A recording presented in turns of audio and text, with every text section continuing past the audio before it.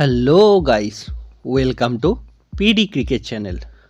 বন্ধুরা, ভারত ও ইংল্যান্ডের মধ্যে 3টি টি-20 ম্যাচ শুরু হতে চলেছে এবং তার জন্যই বিসিসিআই 16 সদস্যের টিমে ঘোষণা করল, যেখান থেকে বাদ গেলেন ঋতুরাজ গাইকোয়াড় সহ কে.এল. রাহুল এবং যুক্ত হলেন রিঙ্কু সিং সহ রবি বিষ্ণু ও আরও কিছু প্লেয়ার।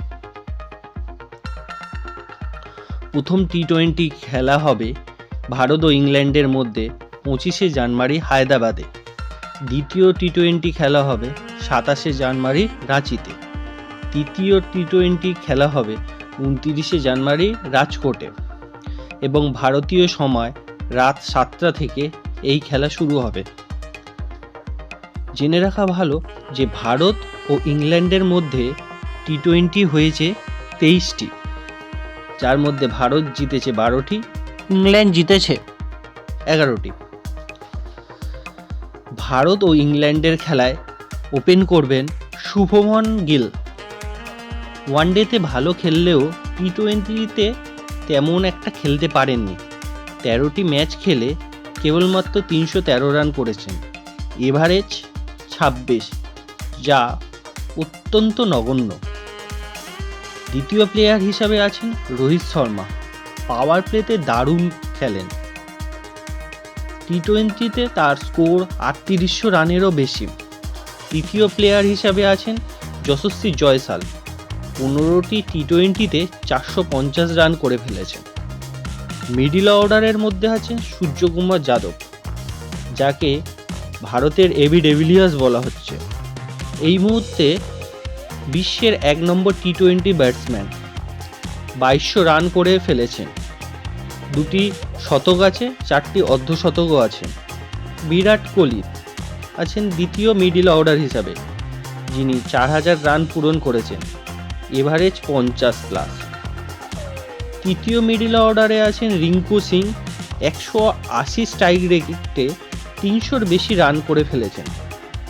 চতুর্থ মিডল অর্ডার হিসেবে আছেন শ্রেয়স আয়ার। উইকেট কিপারের মধ্যে থাকবেন ঈশান কিষান, যিনি 800 রান অলরেডি করে ফেলেছেন, যার মধ্যে আছে 6বার 50। সঞ্জু স্যামসং দক্ষিণ আফ্রিকার বিরুদ্ধে প্রথম টি-20তে 100 রান করে ফেলেছে। অলরাউন্ডার হিসাবে আছেন হার্দিক পান্ডিয়া।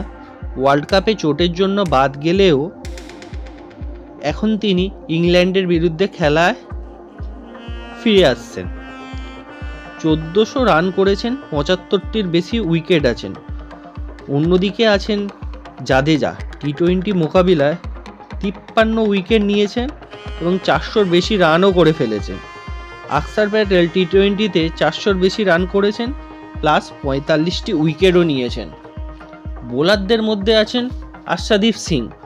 ওয়ানডেতে ভালো খেললেও টি-20তে তেমন একটা ভালো খেলার রেকর্ড তার নেই, তবে তার প্রাপ্ত উইকেট সংখ্যা 60। দ্বিতীয় আছেন জসপ্রীত বুমরা। টি-20তে তার প্রাপ্ত উইকেটের সংখ্যা 75। তৃতীয় প্লেয়ার হিসাবে আছেন রবি বিষ্ণু, যিনি অস্ট্রেলিয়ার বিরুদ্ধে সিরিজে 13টি উইকেট নিয়ে player of the series one এবং এই মুহূর্তে ভারতের 1 নম্বর প্লেয়ার হিসাবে আছেন। চতুর্থ প্লেয়ার হিসাবে আছেন মোহাম্মদ সিরাজ।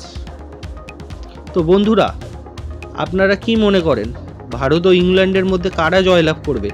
দয়া করে কমেন্টে জানান এবং বেল আইকন চেপে সাবস্ক্রাইব করে দিন।